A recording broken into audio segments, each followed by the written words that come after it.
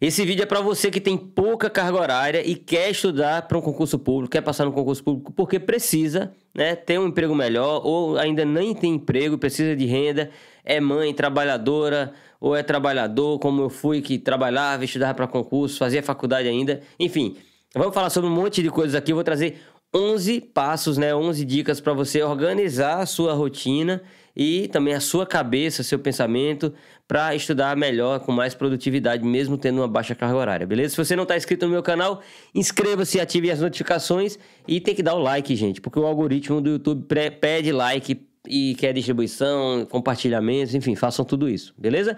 Outras 11 pontos aqui para vocês, sendo bem objetivo, porque eu quero que vocês aprendam a estudar sem firula, sem frescura, sem perfumaria. O método 4.2 é objetivo nesse ponto, tá? Vamos lá. Primeiro ponto que é muito importante, e eu falo isso constantemente: foco no longo prazo. Eu sei que todo mundo tem um problema urgente para resolver, eu sei disso, tá? Eu também tinha, mas isso não vai mudar muito a regra do jogo. A regra do jogo no concurso público é preparação a longo prazo, preparação com foco na bagagem, né? Quem pode o mais, pode o menos. Vai te dar mais possibilidades de aprovação. E aí você consegue encurtar, pensando no longo prazo, consegue encurtar esse tempo até ser aprovado. Vou dar um exemplo. Eu queria muito ser auditor. E eu me preparei desde o início para ser auditor. O que é que eu fiz? Peguei o edital do Tribunal de Contas da União e comecei a estudar para ser auditor. Ao longo do caminho eu fui vendo que a competência que eu estava ganhando, que eu estava construindo para ser aprovado no concurso de auditor, me permitiria ser também analista de vários lugares, onde eu consegui aprovação em TRTs, DPU, ministérios, enfim. Então, é possível ter uma aprovação menor quando você está estudando para algo maior, desde que você faça a relação, veja ali a relação de coincidência mesmo, de continência às vezes. Um edital menor dentro do seu edital que você está estudando. Então, estudar focado no longo prazo é isso, tá? É você, no longo prazo, pensar em um concurso alto, grande, dentro da sua área, e aí você vai estudando com calma e as coisas vão acontecendo, tá? Segundo ponto é evitar a mudança de área, principalmente depois de reprovações. Tem gente que reprova e já quer mudar de área porque acha que não é para ele. Aí você acaba que zera o teu jogo. Porque quando você está muito tempo estudando para um cargo e você simplesmente muda de área para outro, você está zerando, voltando algumas casas. Eu vou guardar, vou conseguir aproveitar metade. Pô, mas você está voltando aí metade das casas, entendeu? Eu procuro sempre falar assim para os meus alunos. No coaching é assim: vamos fazer um concurso quando tiver 80% de semelhança. Aí a gente se prepara. Porque esses 20% não vão acabar com você, não vão te tirar da disputa da tua área maior, entendeu? Então é muito importante isso. Terceiro ponto é, vá, até para que você consiga fazer isso que eu estou falando, né, de conciliação. Saiba o que você já estudou. Controle isso, para você saber quanto é a sua bagagem, qual é a sua bagagem. É muito importante. E outra coisa, a gente só melhora aquilo que a gente mede. Se vocês não estiverem medindo, vocês não vão conseguir melhorar, tá bom?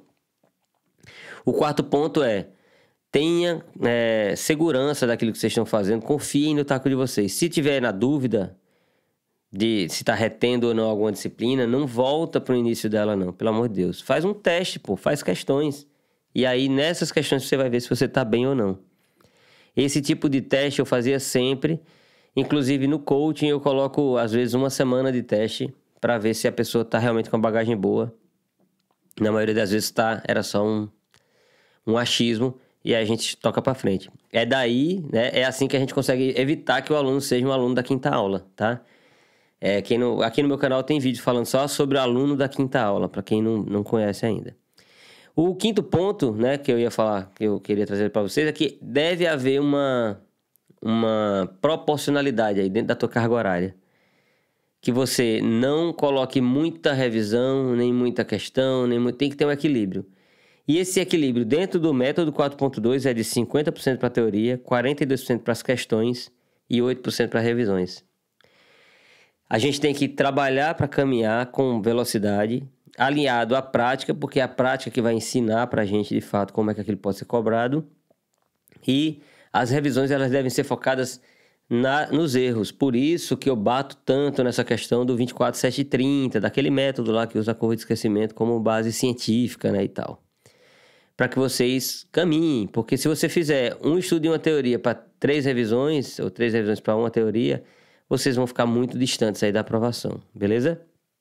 Se tiver sobrando tempo nos dias de teoria, veja mais conteúdo, pô, tá? Faça dessa forma. É outro ponto que eu queria trazer para vocês. Se vocês tiverem com tempo sobrando, para quem estuda só 3 horas por dia, está numa fila de banco, está no médico, ou faz faculdade, faltou a professor ali, use esse tempo para estudar, pô. Para caminhar com conteúdo programático, entendeu? Não vai fazer outra coisa, não. Porque aí você vai estar dando o melhor uso possível para a tua carga horária, beleza? E aí tu vai encontrar, eu só tenho 3 horas de horário regular dentro da minha meta. Só que eu tô sempre buscando completar ou colocar mais coisas na minha rotina. E aí, às vezes na semana que você teria 18 horas líquidas de estudo, você consegue 20, 22, 23, entendeu? Porque você foi encaixando nos horários soltos ali mais estudo, ok? Sétimo ponto, acho que é o sétimo, né? Primeiro, segundo, terceiro, quarto, quinto, sexto, sétimo ponto.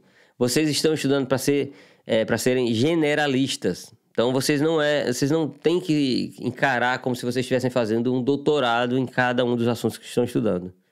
Cuidado com a profundidade, para que isso não faça com que vocês sejam levados a ficar discutindo com a questão. A gente só estuda para concurso para acertar a bolinha certa lá no caderno de resposta, ponto, tá? Nada mais importa. Se eu conseguir acertar a bolinha, tá feito. Mesmo que seja uma bolinha que eu acertei, porque eu sabia que a banca sempre erra desse jeito. Ela é contra a teoria, mas ela erra e ela acha que ela tá certa. Pronto, então eu vou com ela também, para não ficar discutindo, entendeu? Outro ponto, durante o estudo, a gente precisa aumentar a nossa capacidade de leitura. A velocidade de leitura é muito importante, tá, gente? E também o percentual de acerto em questões. Então, para você fazer isso, né? Para você aumentar a sua velocidade, para fazer uma questão em menos tempo, você tem que começar a entender que existem algumas artimanhas ali. Esse é o nosso 8º ponto. Se o comando da questão é muito grande, por exemplo, numa questão da FGV isso é comum.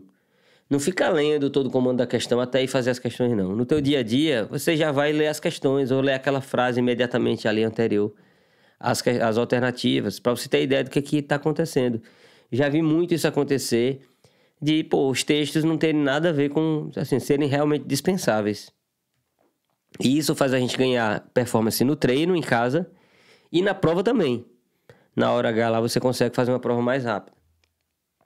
Isso é muito importante, isso conta muito. Tá? Outra coisa que é importante, para quem tem baixa carga horária, geralmente trabalha. E aí é o nosso 9º item, né? Nossa 9ª dica.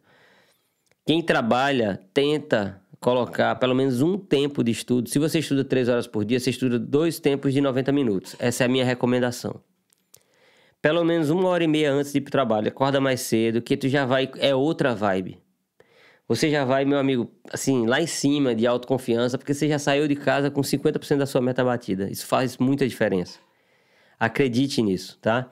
E aí você vai pro trabalho, quando voltar, descansa. E aí tu dá prosseguimento, tá? Minha voz tá um pouco embargada, eu não vou deixar de gravar vídeo por isso, beleza? Eu acho que tá dando pra entender, o áudio tá bacana, então vamos embora. E aí, junto com essa dica, a 9ª vem a 10ª, que é o milagre do cochilo, que é um ponto muito importante, que eu fazia muito quando eu estudava. Essa técnica milenar que eu aprendi vendo meu avô tirar cochilo depois do almoço, ela me salvou de muitas situações de estudo de péssima qualidade, porque eu pensava assim, cheguei do trabalho, só tenho 2 horas para estudar. O que é melhor? Cochilar meia hora e estudar 1h30 com qualidade ou estudar 2 horas mais ou menos? Eu sempre preferi cochilar meia hora e deixar 1h30 para o estudo com qualidade. Então façam isso. No começo vocês vão querer dormir pra caramba. Depois vocês se acostumam, tá? E aí o corpo acorda rapidinho. Beleza? E vamos para nossa última dica. Deixa eu só beber um pouquinho mais de água.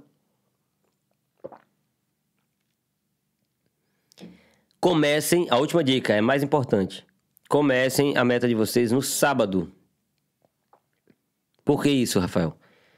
Porque você vai estudar sábado, domingo, segunda e terça, os 4 dias de teoria. Quarta e quinta, os dias de revisão. Você já vai estar light. O trabalho está pegando fogo, você está tranquilo. Sexta-feira você só trabalha e não estuda. Façam isso que vocês vão ver como isso vai mudar a vida de vocês, tá? Em termos de produtividade.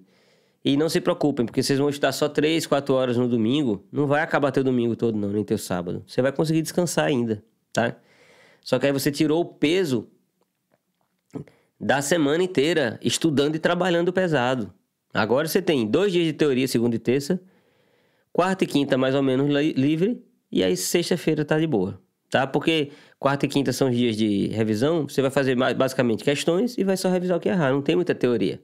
O que cansa a cabeça é a teoria. É você colocar o dado para dentro. Quando você está fazendo questões, você está colocando o dado para fora. É mais fácil. Tá bom? Pessoal, peço novamente aí que curtam o vídeo, compartilhem, beleza? E inscrevam-se no canal, beleza? Grande abraço, fiquem com Deus e até o próximo vídeo. Valeu!